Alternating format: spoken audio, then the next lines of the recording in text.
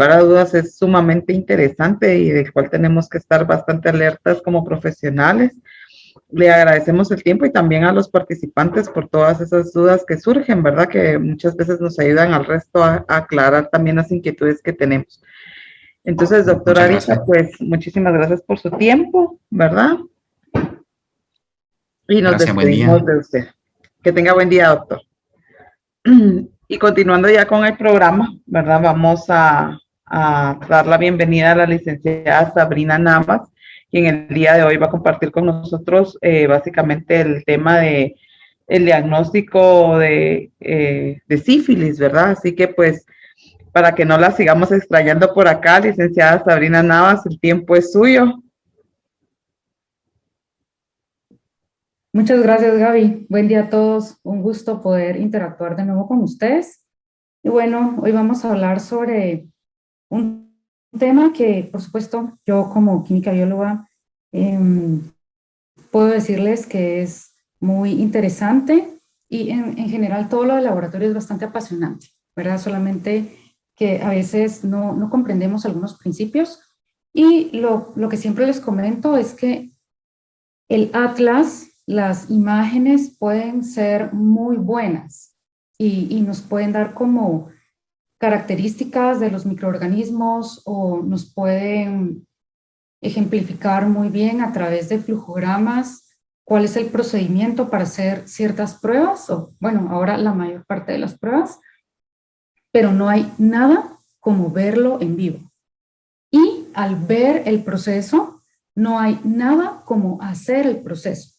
Así que en nuestra unidad, por ejemplo, cuando la parte clínica o cuando algunos médicos, ¿verdad? O cuando algunos profesionales que no tienen relación directa con el laboratorio llegan a hacer una pasantía o una práctica, ¿verdad? O simplemente a que se les expliquen los principios del laboratorio, tratamos de que vivan la experiencia del procesamiento, porque la perspectiva cambia y el interés también cambia. Así que quiero dejarles esto para quienes tengan la oportunidad más adelante de hacer operativamente esto, aunque sea solamente como una práctica, tiene un valor muy, muy grande. Bueno, voy a tratar aquí. Solamente si me puedes confirmar, Gaby, si miran mi pantalla y me escuchan bien, por favor. Sí, Sabrina, vemos tu pantalla y se escucha nítido. Muchas gracias. Bueno, entonces vamos a hablar hoy acerca puntualmente del diagnóstico de sífilis. Estos son los temas que vamos a abordar. Vamos a hablar primero acerca de las pruebas no treponémicas. Inicialmente RPR y BRL. Vamos a hablar acerca de las pruebas treponémicas. Nos vamos a enfocar en el MHATP o TPHA, ¿verdad? Cualquiera de las variantes es válida. El FTA-ABS, aunque este lo vamos a mencionar muy poco porque en realidad es una prueba que en Guatemala no suele usarse, al menos en el sistema público. Lo que se utiliza es el TPHA. La prueba de FTA-ABS tiene una característica y es que se necesitan varios reactivos y se necesita hacer algunas diluciones, ¿verdad? Alguna manipulación, y finalmente termina siendo un proceso un poco engorroso. Así que acá nosotros no lo utilizamos, sino que lo que utilizamos es el MHATP o TPHA, que es lo mismo. Vamos a hablar sobre la interpretación de las pruebas. En realidad no se puede establecer un diagnóstico de sífilis únicamente hablando de pruebas treponémicas o de pruebas no treponémicas. Tenemos que utilizar las dos en conjunto. Las dos tienen diferente fin, ¿verdad? Pero son complementarias entre ellas. Así que siempre que hablamos de diagnóstico, hablamos de dos pruebas. Si hablamos de detección, hablamos de pruebas no treponémicas. Si hablamos de confirmación, hablamos de una prueba no treponémica reactiva confirmada con una prueba treponémica. Inicialmente vemos esto, solamente conociendo los temas que vamos a tratar. Y luego vamos a ver los diferentes escenarios para la interpretación. Y dentro de ellos vamos a ver el escenario que es el algoritmo inverso o la forma de diagnóstico que empieza al revés, ¿verdad? Así que vamos a empezar con el desarrollo de la plática. Para hablar de diagnóstico de sífilis, tenemos que hablar necesariamente de dos métodos, los métodos directos y los métodos indirectos. Los métodos directos Se tratan de observar los treponemas directamente. Lo hacemos por microscopía de campo oscuro, si ese fuera el caso, principalmente en sífilis primaria. No es algo de diagnóstico como tal, ¿verdad? Porque a menos que la lesión sea muy característica y que se tome muestra, ¿verdad?, de la lesión, que dicho sea de paso debe ser una muy buena muestra del centro de la lesión, porque si se toma de las orillas, por ejemplo, no va a haber una recuperación de los treponemas lo suficientemente buena como para poder visualizarlos en el microscopio. En realidad, este tipo de microscopía en la literatura la describen como barata. Eso es subjetivo, porque un microscopio electrónico en realidad, un microscopio de campo oscuro en realidad no es tan barato. Montar este tipo de metodología no es tan barato, pero una vez que se adquiere todo para arrancar, entonces sí es barato, porque lo único que necesitamos es la muestra, necesitamos nuestro porta y cubre objetos, que es una lámina muy pequeña, como de vidrio. Se coloca la muestra, ¿verdad? Se colocan los colorantes, se pone el microscopio y eso por supuesto que es barato, ¿verdad? Pero no lo usamos, de hecho no se usa para hacer el diagnóstico, ¿verdad? Se usa solamente en situaciones especiales, principalmente de investigación. Luego tenemos las técnicas moleculares, que en sí mismas para el diagnóstico de sífilis no tienen un valor, pero se pueden utilizar para hacer estudios epidemiológicos, ¿ya? Hay pruebas moleculares directas, o sea, significa que detectan el genoma del treponema.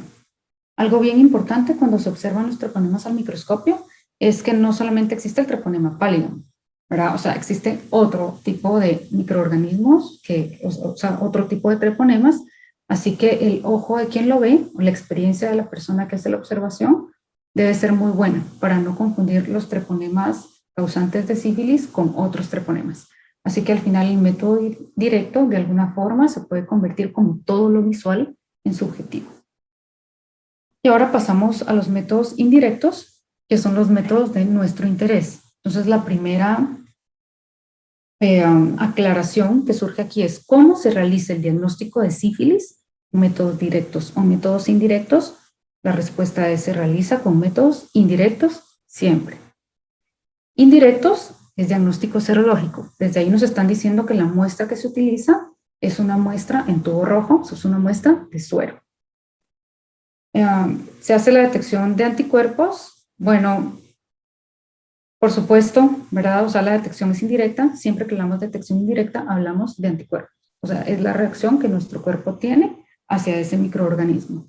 Y se dividen en dos grupos, que son las pruebas no treponémicas y las pruebas treponémicas. Ambas entonces son indirectas, pero las pruebas no treponémicas nos van a servir para hacer la detección y las pruebas treponémicas nos van a servir para hacer la confirmación. Y en conjunto, entonces tenemos que las pruebas no treponémicas junto a las pruebas treponémicas nos hacen el diagnóstico para sífilis.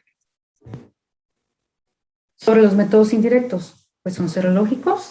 El más utilizado en la actualidad es este método, el serológico. Tiene una reactividad después de 14 a 20 semanas de que ha aparecido la lesión. Es decir que en la primera etapa, cuando aparece la lesión, probablemente los anticuerpos vayan a estar negativos, ¿verdad? Pero ¿qué nos da sospecha de que hay sífilis? La lesión en sí misma. La sensibilidad y especificidad aquí sí varían según el estadio de la enfermedad, ya lo vamos a ver más adelante.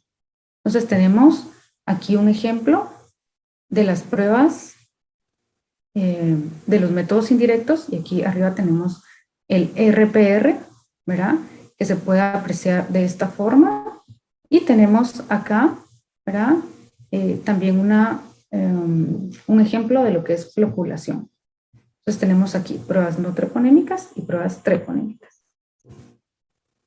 BRL, esta prueba es bien importante, fíjense, porque es la única prueba para sífilis que está validada en líquido cefalorraquídeo. RPR no. Así que BRL tiene esa gran importancia. Si les pregunto cuál es la única prueba indirecta para hacer detección de sífilis en líquido cefalorraquídeo, la respuesta correcta es BDRL. Ahora, Esta prueba tiene la particularidad de que, pues por supuesto, como donde se hace normalmente es en suero, detecta anticuerpos anticardiolipina. La reacción que se obtiene es positiva, ¿verdad? Como de floculación, así se observa. Y es una lectura microscópica. Entonces colocamos la muestra bajo nuestro microscopio y lo que vamos a observar es esto. Floculación, viéndolo a través del microscopio, es como grumitos, como montañitas, justo como lo vemos aquí en la imagen superior. Luego tenemos el RPR, que es el que nosotros utilizamos de rutina, ¿verdad? En el sistema público. En Guatemala se puede utilizar suero o plasma también. Es un antígeno con partículas de carbón. Y así que vamos a observar lo positivo de esta forma, como coronita. ¿Verdad? Esta es una prueba positiva muy bien definida. Si está negativo, por ejemplo, BRL se mira homogéneo. Se mira muy claro, homogéneo, no se ven grumos. En RPR, si la muestra está negativa o si la prueba es negativa para RPR, vemos acá el suero únicamente, o sea, no hay reacción con las partículas de carbón activado. Así que acá vemos entonces el ejemplo de reacciones positivas. ¿Y cuál es el desempeño de las pruebas por etapas en pacientes no tratados? Bueno, acá, BRL y RPR, ¿verdad?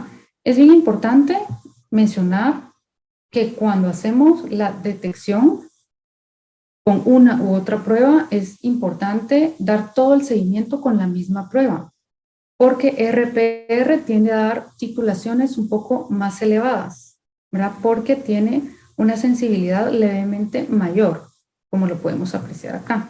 Entonces, la sensibilidad, dependiendo del estadio de la infección, BRL en infección primaria, tenemos el 78% de sensibilidad, en secundaria el 100%, exactamente como RPR, y durante la infección latente en un 96% es sensible. Tiene una especificidad del 98%. RPR, pues en la infección primaria tiene una sensibilidad de 86%, en la sífilis latente del 98%, ¿verdad?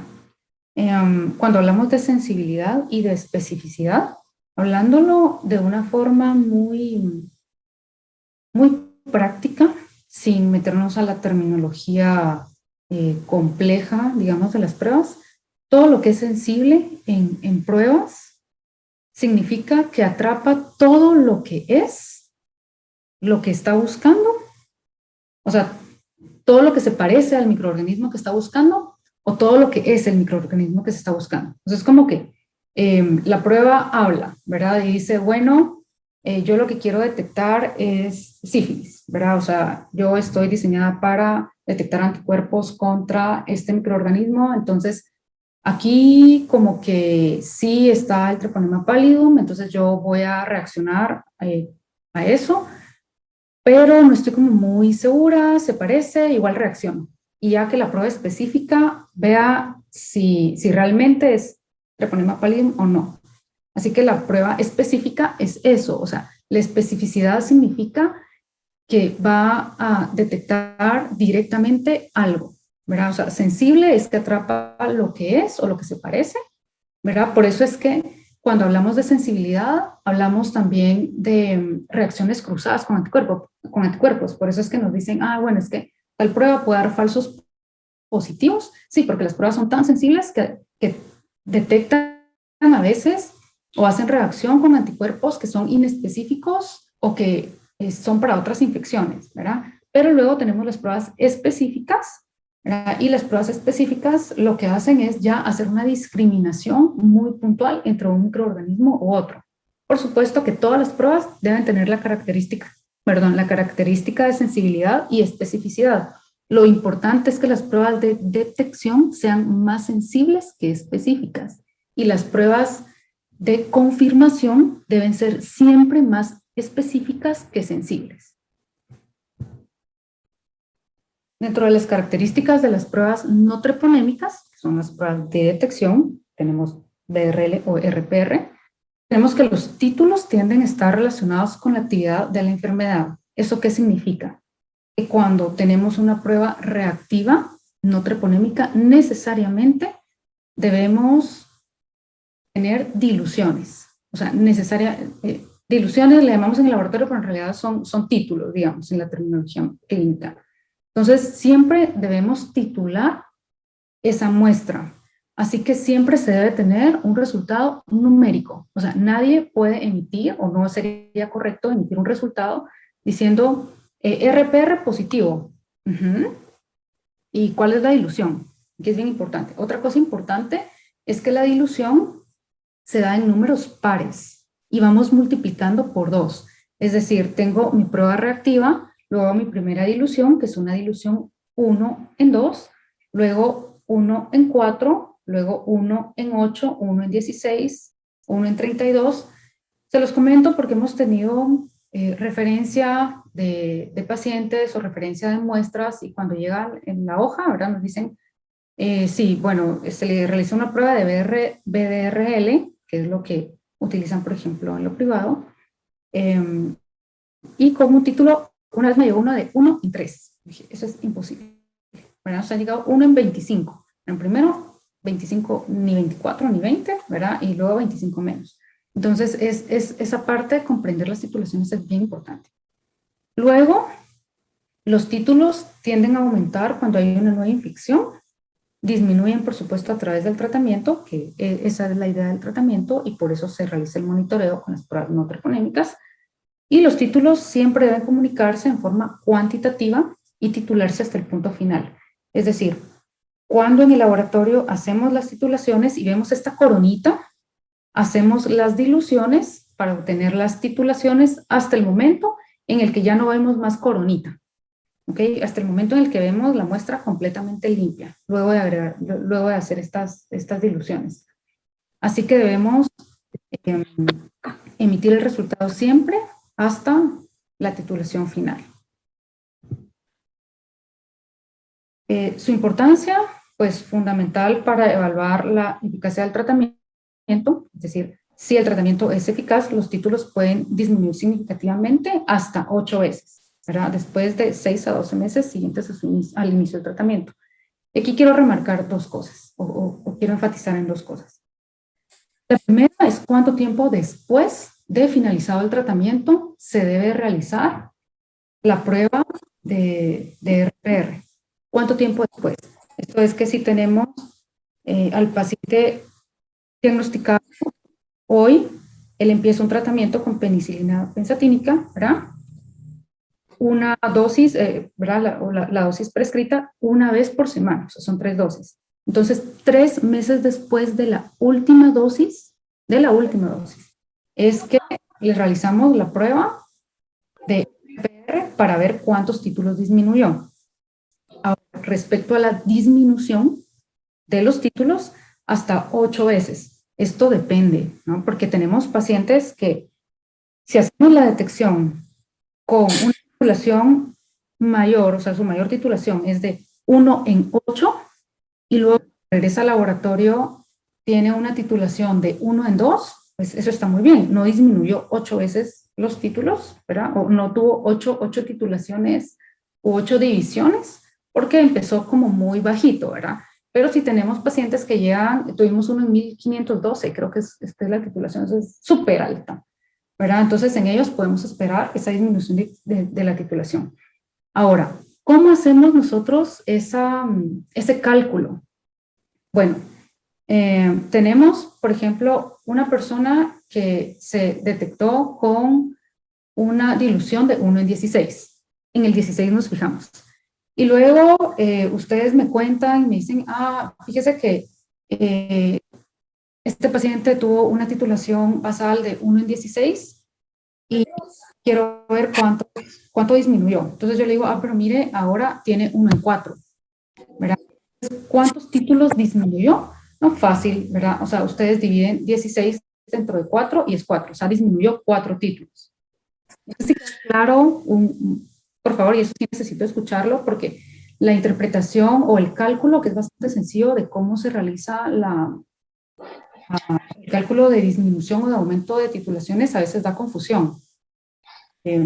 cómo se hace la división o cómo se hace la multiplicación. Entonces, siempre nosotros dividimos dentro de las titulaciones que creemos que se bajó. O sea, 1 en 16 disminuyó 4 títulos, entonces el 16 lo dividimos dentro de 4 y eso nos da, creo yo, que 4 por 4. No, ¿verdad? Nada que ver. Entonces ustedes me dicen, ¿cuántos títulos? Necesito mi calculadora y no la tengo acá a la mano. Pero si podemos hacer ese cálculo, por favor. Si decimos que un paciente tiene 1 en 4, para que alguien abra su micrófono, y yo aquí estoy con mi calculadora, perdón, que tenía 1 en 16 en su basal y disminuyó 4 títulos, debemos de dividir el 16 dentro de 4. Sí, y eso nos da 4. ¿Ok? Entonces, si un paciente, por ejemplo, tenía 1 en 32 y aumentó 2 títulos, ¿por cuánto tenemos que multiplicar? Por 2. ¿Verdad? Y entonces tenemos que, si aumentó 2 títulos, ahora es 1 en 64. Muy bien. ¿Se entendió esto? Necesito que abran su micrófono, por favor. ¿Se entendió este cálculo? ¿Se comprendió este cálculo? Sí, licenciada. Licenciada. Sí, muchas gracias. Muchas gracias. Muy bien. Bueno, entonces, la importancia luego es que suele persistir reactividad a títulos muy bajos o en sueros no diluidos. Esto quiere decir que van a haber personas que en la práctica en realidad no van a negativizar, ¿verdad? Sobre todo lo vemos en pacientes positivos para VIH, no disminuyen, ¿verdad? Y los mantenemos casi que durante años en titulaciones 1 en 2 o 1 en 4, ¿verdad? Titulaciones muy bajas, pues ahí persisten. Luego, cuando el tratamiento se inicia en estadios latentes o tardíos, es decir, cuando los títulos pueden estar un poquito elevados, aquí la disminución de los títulos se da en forma muy lenta. O sea, esto sucede en el 25 al 40% de los pacientes. Es decir, no podemos esperar una negativización completa de los pacientes o llegar hasta títulos, hasta, digamos, un diagnóstico negativo, sino que se mantienen en depende, cuando empiezan con titulaciones muy altas, tenemos pacientes que han permanecido durante años con títulos de 1 en 8 o 1 en 16. Eso pareciera ser alto, ¿no? Pero en estos pacientes, como se estrenaron con títulos tan altos, no significa que el tratamiento no haya funcionado, sino que por la misma dinámica inmunológica, pues se van a mantener con estas titulaciones, ¿verdad? Y eso no necesariamente es malo, pero sí hay que prestarle atención, porque en cualquier momento, por alguna razón, los títulos pueden aumentar nuevamente. Y luego en el resto de personas, la persistencia de la seropositividad no indica fallo del tratamiento ni reinfección. Así que aquí tenemos que ser como muy cuidadosos porque nosotros en el laboratorio sí recibimos muestras, ¿verdad?, de dudas de este tipo y que bueno, tenían títulos bien altos, luego tienen títulos de 1 en 8, en 16, en 2 o 3 mediciones consecutivas cada 3 o 6 meses. Y entonces nos dicen, pero mire, es que parece que no está funcionando el tratamiento y le di otro ciclo de tratamiento. Y entonces lo que sugerimos es que vayan tanto a la historia natural de la infección como a las características propias del paciente infectado con VIH, ¿verdad? Con coinfección VIH. Otra cuestión es que los títulos pueden aumentar. Los títulos pueden aumentar en caso de que, por ejemplo, los pacientes, esto nos ha sucedido, se colocaron únicamente 2 dosis y llegan, ¿no? Llegan como porque se les cita el mes y entonces llegan, pero no dicen que solamente tenían 2 dosis, ¿verdad? Y entonces llegan con sus títulos como más elevados y pues en el laboratorio no tenemos cómo hacer la discriminación porque suele suceder que no tenemos la historia del paciente. Pero entonces cuando nos abordan y nos dicen, mire, el paciente se trató, pero un problema, y decimos, por favor, pues es importante que lo aborden y pregunten si cumplió el tratamiento completo. Eso nos pasó en varias ocasiones en años anteriores, ¿no? Que los pacientes no tenían acceso tan fácil a tratarse por una u otra razón y entonces no cumplían con su esquema completo de tratamiento, ¿verdad? Y ahí la situación era más enfocada al comportamiento, enfocada al cumplimiento, que enfocada a la cuestión propiamente de metodología, digamos. Luego tenemos algunos falsos negativos. El fenómeno de persona es es como el mencionado así comúnmente en la literatura.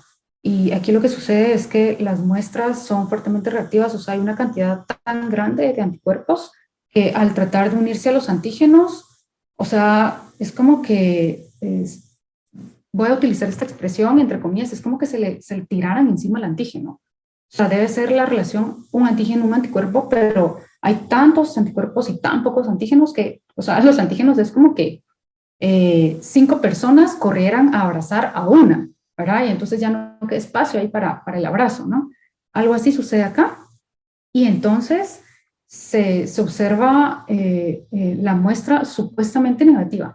Les digo que supuestamente porque en realidad en la práctica, y que es bien complicado verlo, la muestra no se mira totalmente negativa.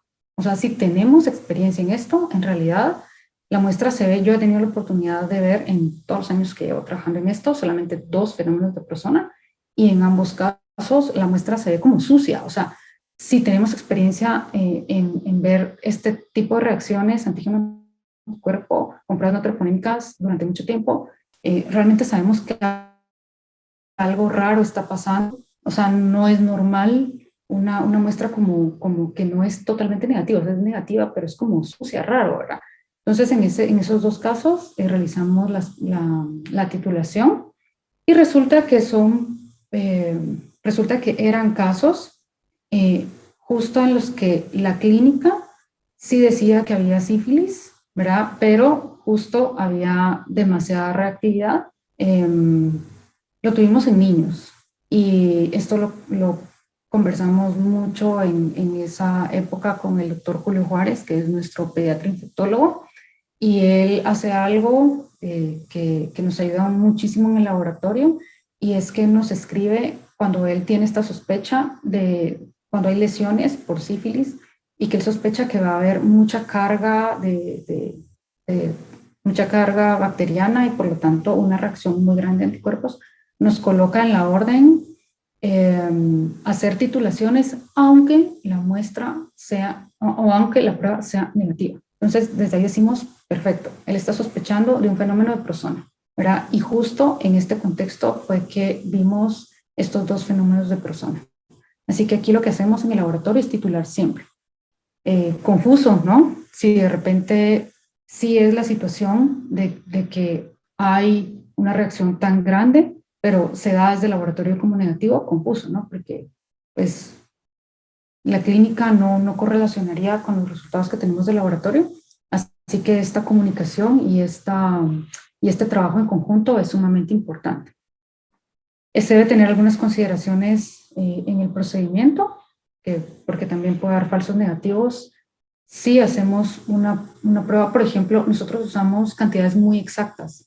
Si de repente ponemos una menor cantidad del reactivo o una menor cantidad de la muestra, si la relación no se guarda, eso podría darnos un falso negativo, ¿verdad? O que no utilicemos los reactivos en las temperaturas adecuadas también.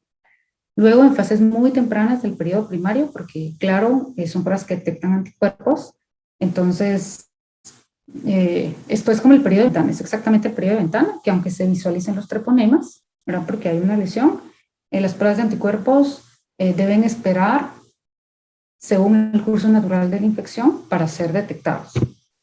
Tenemos algunas situaciones de falsos positivos también. Con los falsos positivos es algo bien importante, y es que generalmente para las pruebas no treponémicas no van a superar los títulos de 1 en 4. Y la prueba confirmatoria necesariamente va a ser negativa, necesariamente. Así que estos falsos positivos pueden ser transitorios o pueden ser permanentes, ¿verdad? Según persistan otras situaciones y el tiempo de corte que damos es 6 meses, ¿verdad?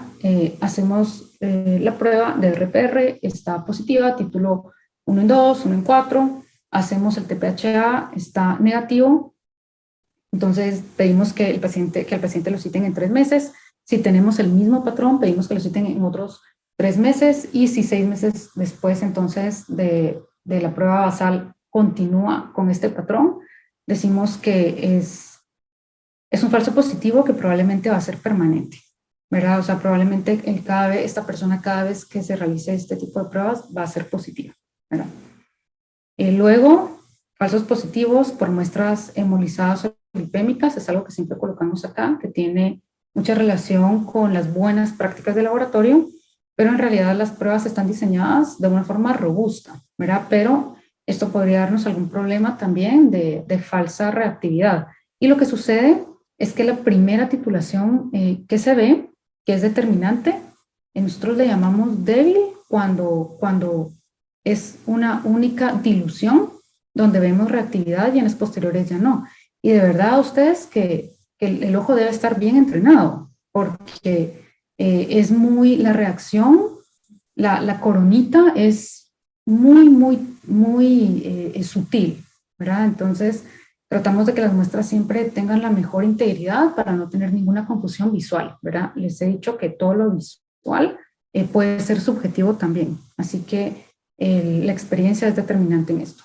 Luego, esto es súper importante y es que la prueba de RPR tiende a dar títulos más elevados que las pruebas de BRL, un poquito más sensibles.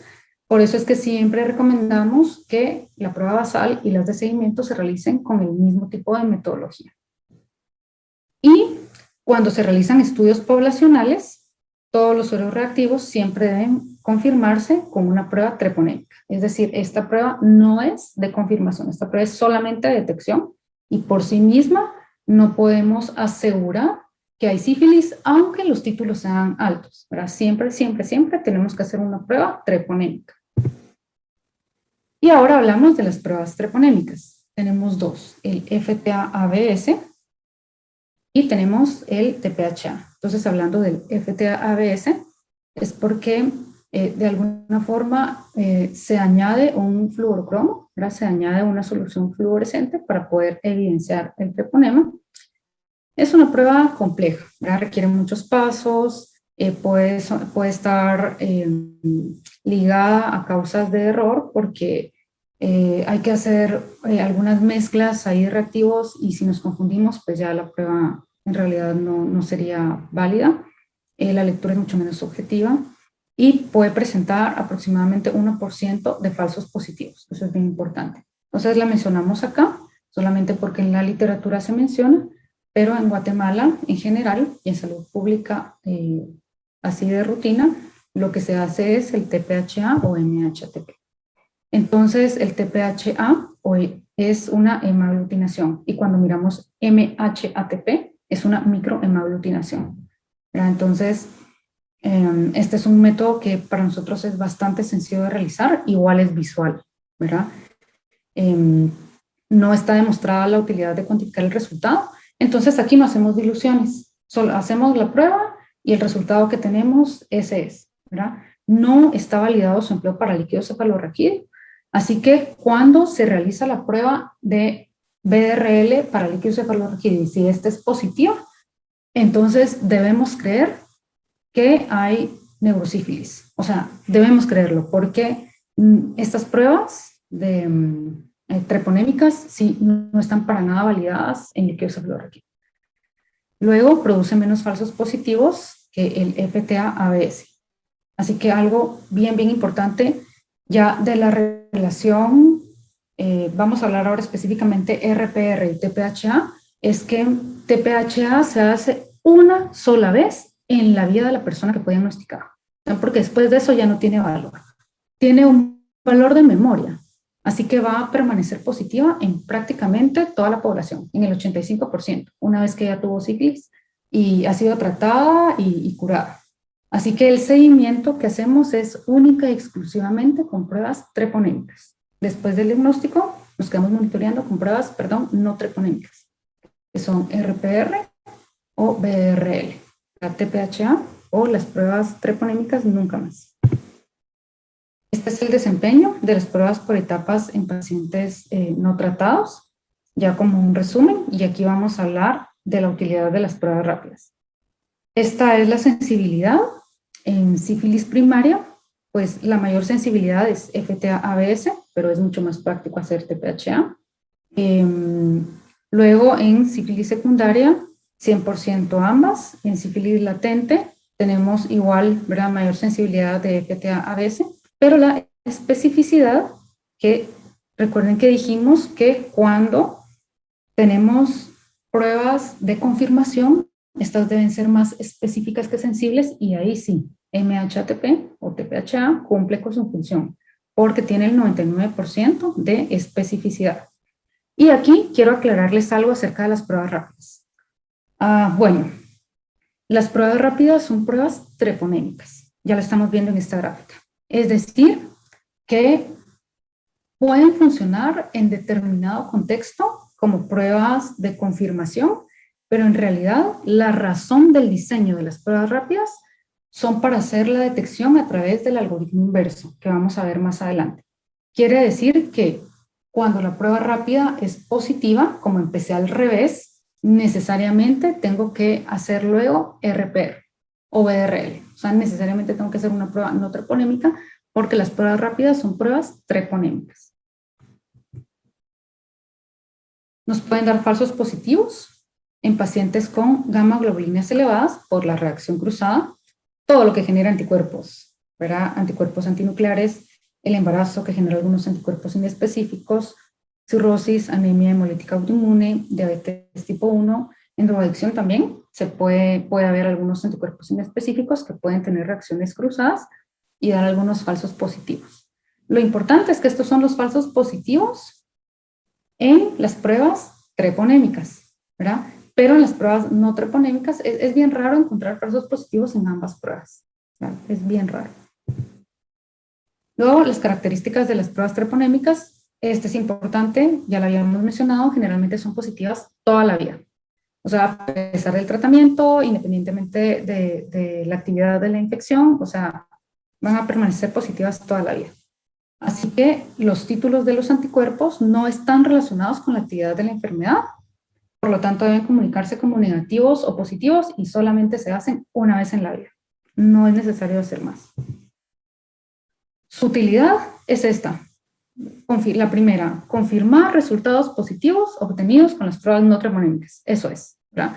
No son de utilidad para seguir tratamientos y permanecen positivas entonces en el 85 al 90% de los pacientes tratados y curados.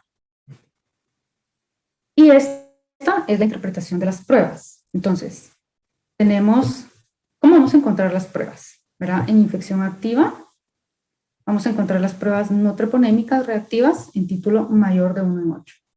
¿Verdad? Y la prueba confirmatoria, que es la prueba de TPHA, es reactiva.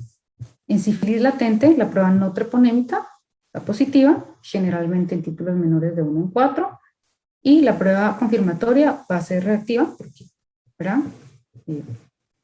Estamos diciendo que hay infección. En un falso positivo, la prueba no treponémica, o sea, la prueba de detección va a estar reactiva, generalmente en titulaciones de 1 en 4 o menos, pero la confirmatoria, que es la que realmente nos dice si hay o no sífilis, está negativa. Si el tratamiento es exitoso, o sea, estamos hablando en este momento ya del seguimiento. Aquí depende, ¿verdad? La prueba no treponémica puede estar positiva, puede estar reactiva o no reactiva.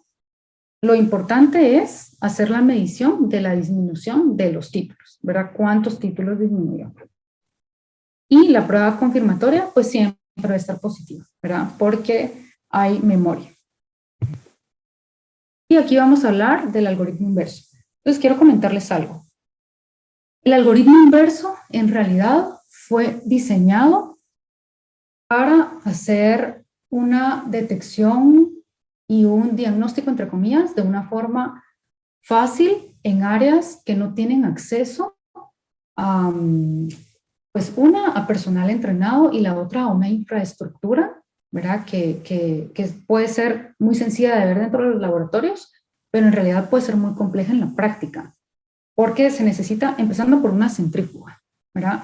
En el pasado, hace como unos 10 años más o menos, se trabajó en un proyecto que se llamaba La Línea Final, en ese momento, y luego se le dio seguimiento años después, y se trataba de ir a comunidades muy lejanas a hacer la detección de sífilis. En aquel momento no habían pruebas rápidas, así que las personas que fueron al campo llevaban la centrífuga, literalmente, o sea, literalmente en la espalda, así en la mochila, ¿verdad? Y entonces, o sea, subían montañas y era cargar todo ese equipo y luego en los hoteles las conectaban y hacían la prueba, ¿verdad? O sea, era una forma poco práctica. Entonces ahora existen las pruebas rápidas que son bastante prácticas. Es bien importante que esta imagen que ven acá, ese es el contexto real para el cual fueron diseñadas las pruebas rápidas. O sea, las pruebas rápidas son una prueba treponémica que no va a distinguir entre una infección activa y una infección pasada. Así que necesariamente vamos a tener que hacer la prueba de RPR. Pero imagínense, van a una comunidad muy lejana, ¿verdad? O sea, no pueden andar cargando centrífuga, además medicamentos, o sea, nada, ¿verdad? Entonces, lo que se hace es que se realiza la prueba rápida, un pinchón del dedo, se coloca la muestra, porque estas sí están validadas para hacerlas en sangre total, colocan la gota, colocan el buffer en la tira rápida que la vemos aquí arriba, en la esquina superior derecha. Si la prueba rápida es positiva, entonces lo que se indica en estas comunidades lejanas es tratar, ¿verdad? Porque a qué hora se le toma una muestra de sangre, se regresa a un laboratorio para que se le realice el RPR y luego, ¿verdad? Ya regresar para el tratamiento. Si es unidosis, pues súper, si no, no, y luego cómo hacer el seguimiento. Entonces acá el algoritmo que sugiere la OPS y cómo tratar es de la gota de sangre, se hace la prueba rápida, si la prueba es positiva, se trata, ¿verdad? Porque en realidad no hay como confirmar o cómo aclarar si es una infección activa o una pasada. Y si la prueba es negativa, ahí se queda, ¿verdad? No hay sífilis. Esto es muy válido. La prueba negativa, no hay sífilis porque si es una prueba treponémica es de memoria. Y si no hay memoria es que nunca hubo infección. O sea, el sistema inmunológico no se engaña a sí mismo. Si en algún momento hubo una infección, actúan las células B a través de la diferenciación por las células plasmáticas, generan anticuerpos y hay memoria, ¿verdad? Así que si no hay memoria es porque la infección nunca estuvo. Y luego, las consideraciones que se deben tomar en cuenta en el contexto de poder hacer otra prueba, ¿verdad? De poder sí hacer la prueba de RPR. Entonces, si la prueba rápida está positiva, se hace una prueba que es una prueba no treponémica, y si esta es positiva, pues sí tratar. Aquí ya no necesitamos hacer TPHA, ¿verdad? Porque el TPHA es, en este escenario, es el equivalente a la prueba rápida, porque es una prueba treponémica. Pero si la prueba rápida está negativa, pues damos como negativo, pero aquí vean esto, si la prueba rápida está positiva, RPR está negativo, entonces tenemos dos opciones. Una es la que vemos acá, que es repetir la prueba, ahí sí, solamente de RPR en 6 semanas, y si es positiva, tratar. Pero hay otro escenario en que si la prueba es negativa, o de RPR, podemos hacer la prueba de TPHA, ¿verdad? Pero aquí lo importante es que si la prueba rápida está positiva y tenemos acceso a referirla y hacer el RPR, si es positivo, tratamos, ¿verdad? Dependiendo de la dilución, y ahí queda. Y si el RPR es negativo, no se queda solo ahí, ¿verdad? O sea, aquí, en este contexto, sí no podemos decir que es una infección pasada curada, ¿verdad? Porque las pruebas rápidas son muy sensibles, para eso están diseñadas las pruebas rápidas. Entonces, necesariamente hay que hacer otra prueba de RPR en 6 semanas, y si tenemos TPHA, cuando hay negatividad, tenemos que hacer el TPHA. Fíjense que en nuestra experiencia en el laboratorio, resulta que el ministerio lo que da son pruebas rápidas.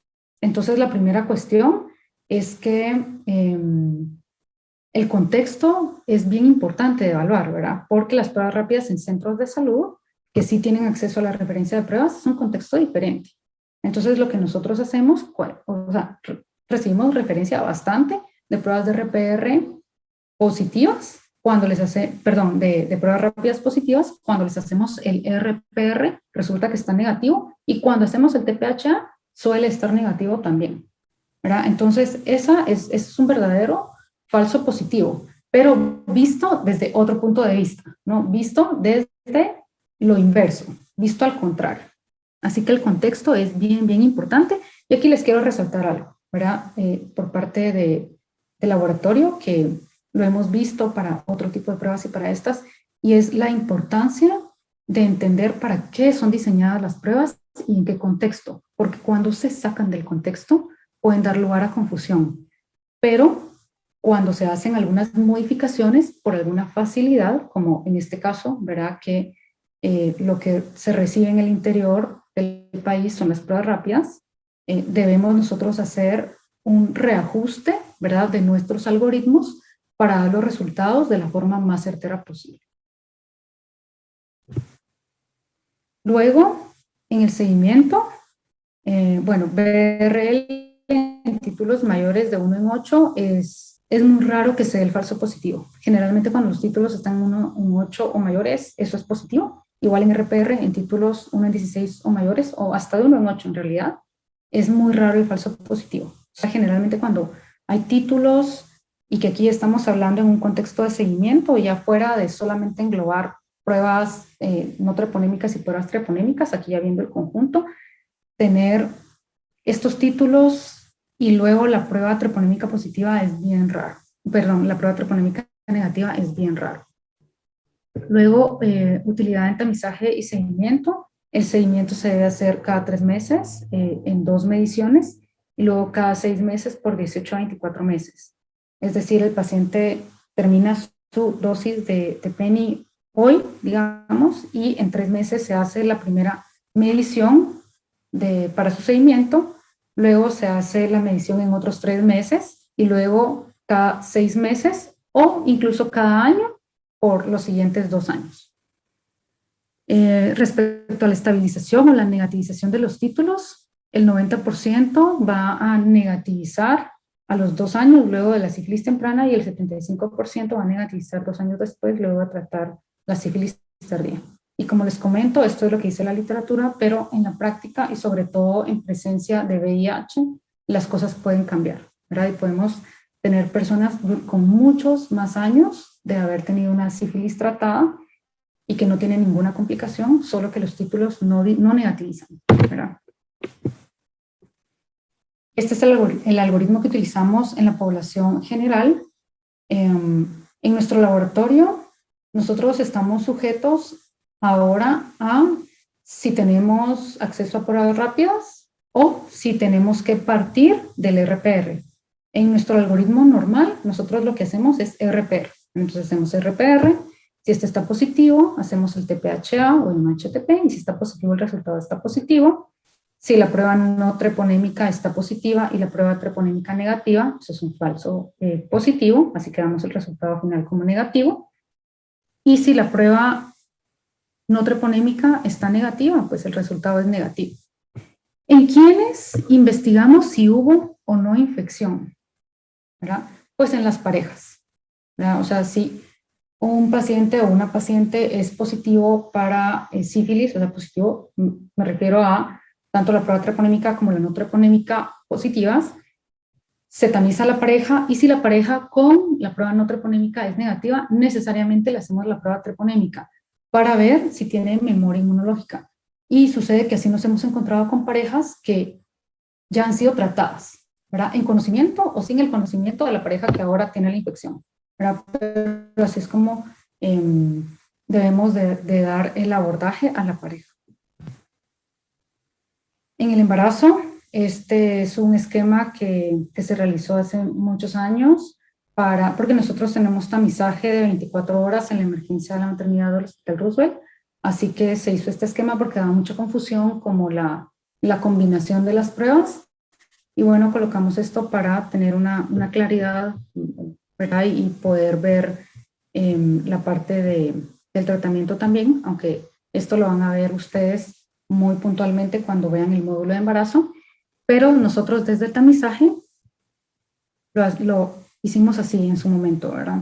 RPR con diluciones menores de 1 en 8 y MHATP negativo, pues aquí no hay sífilis, es un falso positivo, esto ya lo habíamos visto antes, y no requiere tratamiento. Si la prueba no treponémica está positiva en diluciones 1 en 8 o mayores, y el TPHA positivo, aquí sí hay sífilis, hay que tratar. Y luego esto que da un poco de confusión a veces, que son las pruebas treponémicas con diluciones bajas, o sea, menores de 1 en 8, y el TPHA positivo, pues podemos decir que es una infección pasada, es un paciente ya tratado, también puede ser, ¿verdad? Y que realmente no llegó a negativizar. Y dependiendo del contexto, se puede pues, valorar si se da tratamiento o no, ¿verdad? Necesariamente requiere del seguimiento de la paciente, porque esto es para el contexto de embarazadas, y a la pareja. En algunas ocasiones, cuando hay infección reciente, pues también, ¿verdad? Y si hay historia o hallazgo de úlcera genital, también se puede tratar de una vez en el contexto de embarazo, así es como teníamos la hojita pegadita antes, de las cuestiones importantes, y el seguimiento de pacientes positivas para BRL o para sífilis durante el embarazo. ¿Cada cuánto les hacemos la prueba? Pues cada 4 a 6 semanas, y luego de resuelto el embarazo, cada 3 a 6 meses hasta cumplir los 18 meses, ¿verdad? Si en diluciones realizadas en controles de seguimiento hay un aumento de la titulación, pues se sugiere tratar nuevamente. Y acá, si la prueba no treponémica tiene diluciones menores de 1 en 8 y el TPHA negativo, aquí podemos sospechar del posible inicio de una sífilis, ¿verdad? O enfermedad autoinmune, pero en el contexto de embarazo, lo que se sugiere es tratar. Aquí tenemos un casito, ¿verdad? Este es rapidito. Lo primero que tenemos son las claves para la interpretación de las pruebas serológicas de sífilis. Entonces, lo primero que nos tenemos que preguntar es si se detectó o no la infección. O sea, y esto solamente lo podemos saber con la prueba de RPR o BRL, o sea, pruebas no treponémicas. Luego nos tenemos que preguntar, ¿se confirmó la infección? Y eso solamente lo podemos hacer con TPHA, con FTA-ABS o con prueba rápida en el caso del algoritmo inverso. Es una infección activa, ¿verdad? O sea, activa, generalmente decimos que es activa con titulaciones de 1 en 8 en adelante. Es una infección resuelta, donde TPHA va a estar positivo, pero RPR o RL va a estar negativo. Luego nos preguntamos, ¿es realmente una infección? O sea, esto porque puede haber falsos positivos, es decir, RPR o RL en titulaciones muy bajitas, generalmente, pero la prueba de confirmación está negativa. Eso es un falso positivo, ¿verdad? Y luego las otras preguntas que nos podemos hacer son pasos a seguir ante un resultado de la prueba positiva. Positivo en una prueba rápida, pues aquí es el algoritmo inverso, así que necesariamente tenemos que volver a la prueba no treponémica. Así que estas son las claves, son las preguntas que nos tenemos que hacer así muy puntuales para la interpretación de las pruebas serológicas para sífilis. Los escenarios para el diagnóstico de sífilis son los posibles diagnósticos que podemos tener. Primero, uno con el algoritmo tradicional, donde partimos de las pruebas RPR o RL. Luego, el otro escenario es cuando hay infección activa, cuando hubo resolución de la infección, cuando hay un falso positivo, cuando hay falla del tratamiento, cuando hay una reinfección y el contexto del algoritmo inverso. Entonces, como ven, los escenarios encajan exactamente con las claves de interpretación de las pruebas serológicas. Si podemos responder estas preguntas, podemos identificar cualquiera de estos escenarios y podemos comprender muy claramente cuál es la diferencia entre el uso del algoritmo tradicional y el uso del algoritmo inverso, sin dar lugar a ninguna confusión. Así que tenemos este caso. Es una mujer de 24 años, yo se los voy a describir. Es una mujer de 24 años que asistió por primera vez a la consulta externa de maternidad y se encuentra en la 8ª semana de gestación. Cuando se realizó la prueba de RPR, se obtuvo un resultado positivo, un resultado de 1 en 128 y TPHA positivo. Este es un caso real. Es un caso que nos llamó mucho la atención en su momento, ¿verdad? Que creo que fue el primer caso de este tipo con el que nos topamos tanto en consejería como con laboratorio, porque bueno, también a la paciente y dijimos, perfecto, es sífilis, no hay duda, prueba no treponémica positiva, sin problema. Entonces, nos fuimos, eso fue una noche, recuerdo. Entonces la consejera se fue a preguntarle a la pareja que estaba fuera de la emergencia de la maternidad y le pregunta, ¿verdad? A la pareja, bueno, le pregunta a la paciente, perdón, que dónde estaba la pareja y le dijo que estaba pues afuera, nos fuimos a buscarla, entonces a él se le ofertó la prueba y él aceptó, pero por supuesto había que explicarle que su pareja, ¿verdad? Su esposa, pues tenía sífilis, ¿verdad? Entonces él aceptó, pero entró, o sea, se nos coló y entró a la camilla de donde estaba la paciente en la emergencia de maternidad y le reclamó a su esposa diciéndole que ella le había sido infiel, ¿verdad? Y poner en riesgo también la salud de él, o sea, fue así como todo dramático, ¿verdad? Luego de eso, el resultado de RPR fue negativo, pero el resultado de TPHA fue positivo. Entonces dijimos, aquí pasó algo, ¿verdad? Porque él ya tuvo la infección.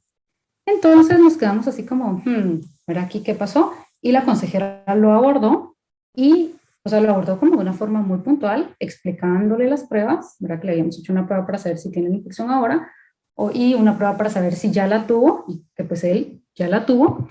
Y entonces el señor aceptó haber recibido tratamiento meses atrás, ¿verdad?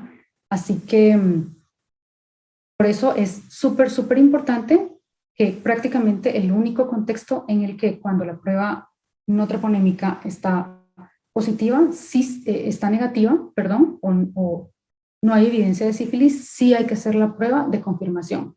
Es una prueba de memoria para ver si ya se tuvo o no la infección.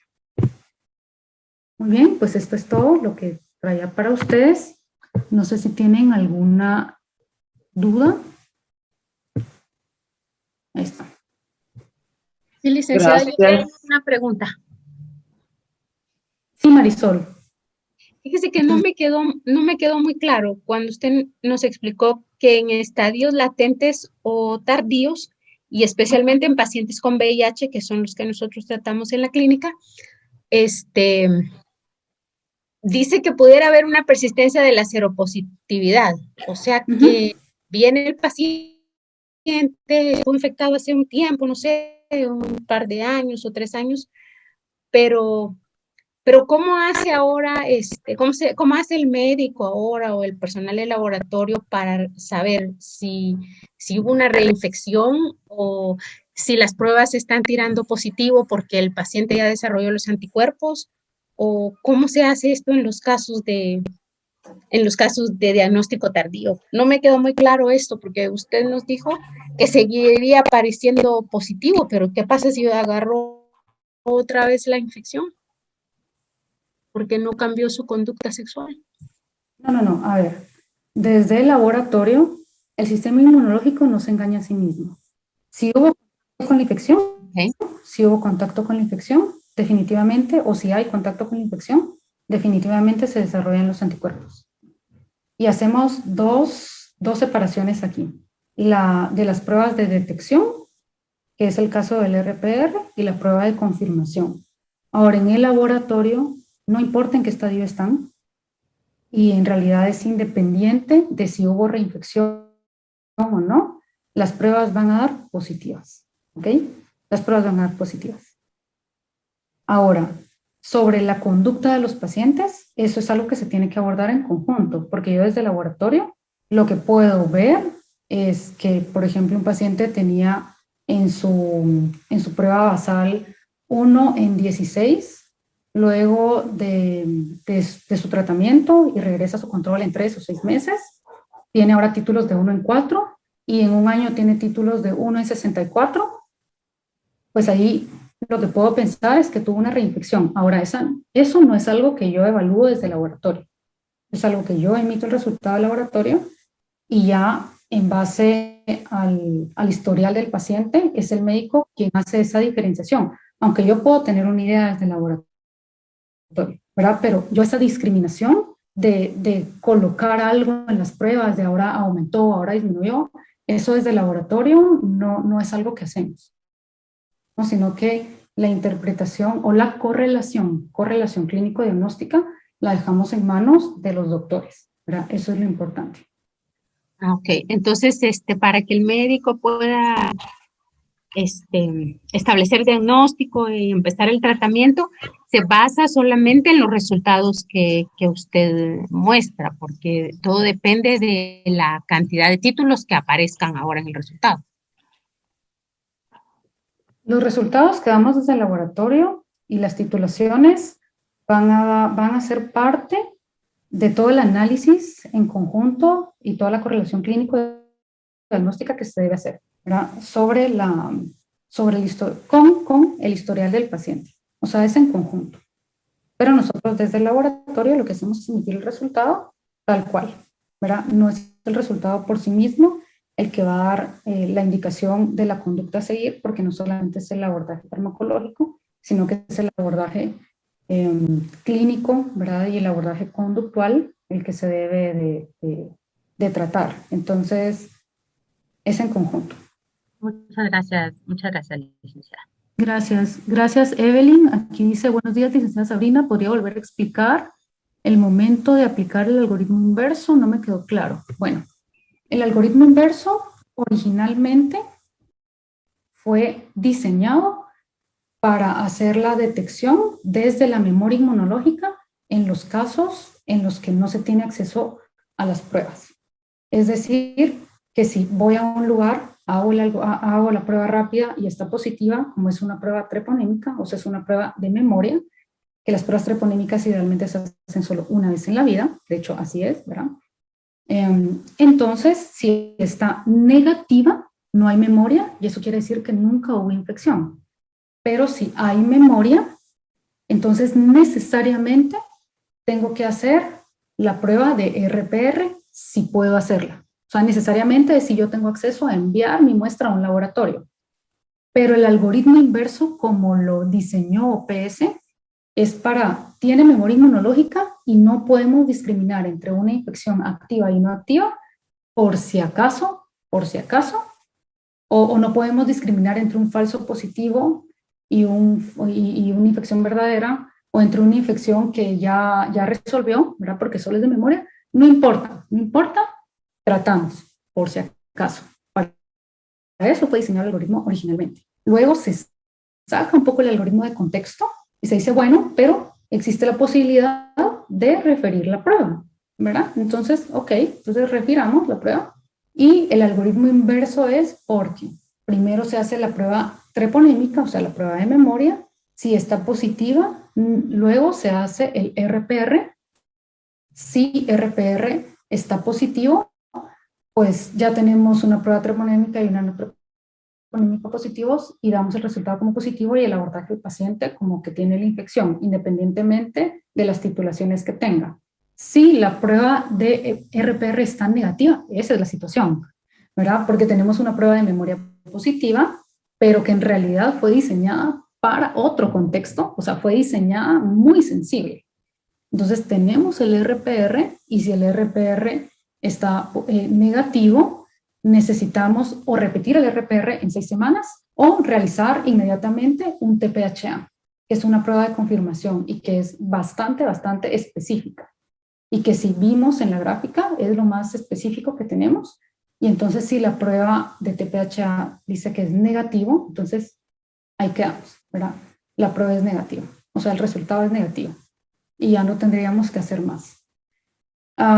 Me gusta mucho su pregunta porque pienso que este es un muy buen ejemplo de cuando las pruebas que se diseñan para un contexto específico se sacan del contexto, ¿verdad? Y luego crean confusión.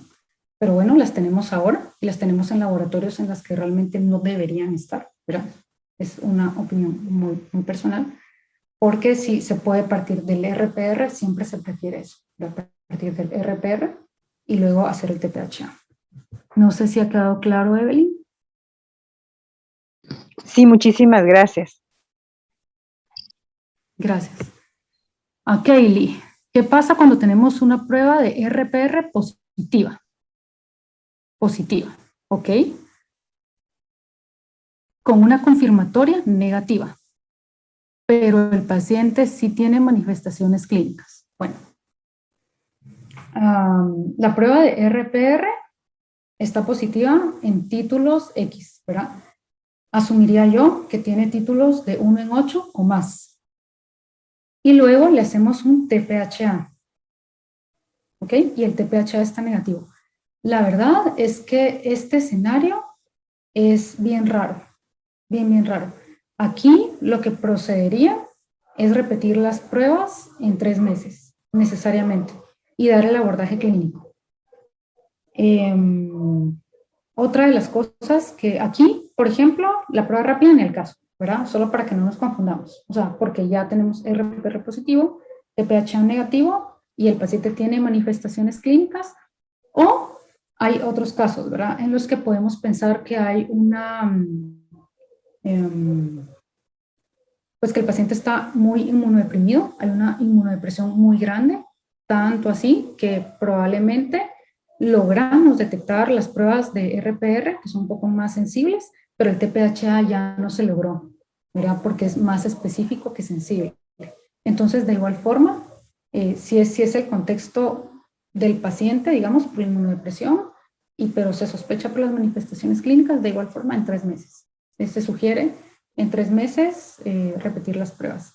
Y aquí va a ser bien determinante conocer si el paciente tiene, cuántos CD4 tiene, solamente para hacer la parte de la correlación clínico-diagnóstico. Eso sería por parte del laboratorio. Gracias, Sabrina. Creo que Claudia Medrano tenía una pregunta por ahí que tenía levantada su manita. Gracias. Así es, buenos días.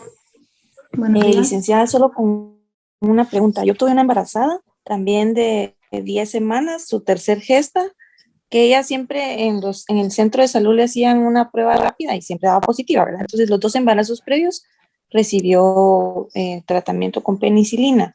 Ahorita en el tercer embarazo, pues me la mandaron a mí porque nuevamente le dio su prueba rápida positiva, pero al hacer un RPR, pues está negativo.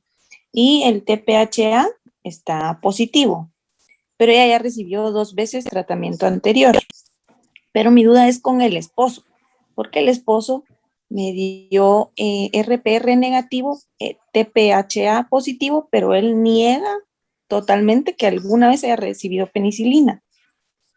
¿Ahí qué se puede hacer? ¿Con el esposo se trata? Porque nunca ha sido tratado. Bueno, acá, gracias doctora, qué interesante. Bueno, aquí hay 2 cosas, ¿verdad? La primera, y que quiero no dejar pasar ese escenario que me parece sumamente interesante e importante, es el de la esposa, es el de la señora inicialmente, ¿verdad? Le hicieron una prueba rápida, salió positiva, la trataron, ¿verdad? Ya por su tercera gesta, bueno, TPHA está positivo. Esto quiere decir que estuvo muy bien haberle dado tratamiento porque ella en algún momento sí tuvo la infección. TPHA tiene la particularidad de ser una prueba específica, pero es una prueba de memoria. Y si TPHA nos dice que hubo infección, entonces la hubo, ¿verdad? Eso es lo primero. Así que desde ahí no nos debe como alarmar, digamos, o no debe ser como tan descabellado pensar que el señor en algún momento la tuvo, ¿verdad? Que en algún momento tuvo sífilis. Ahora, como la historia natural de todas las infecciones, hay una fase que para algunas infecciones es muy marcada y para otras no tanto, que es de la autolimitación, ¿verdad? Que eso es como bien importante y que en algunos casos el sistema inmunológico logra eliminar la infección. Entonces, ok, pueden pasar 2 cosas con el señor.